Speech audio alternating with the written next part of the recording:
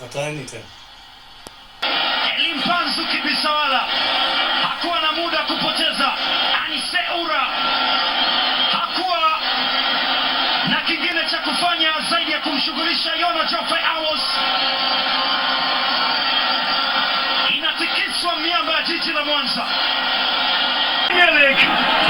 Aliachia mkwaju ambao Kasali alishindwa kukaza. Ni mpira ambao umepita kwenye viganja vyake. Akasema naona Jensen Mashinga. Nibasa ya amejaza ile, wanacheza mpira ule Simba inakuwa ni goal kick. Off target. Mabadiliko kutoka kikosi cha Simba Sports Club.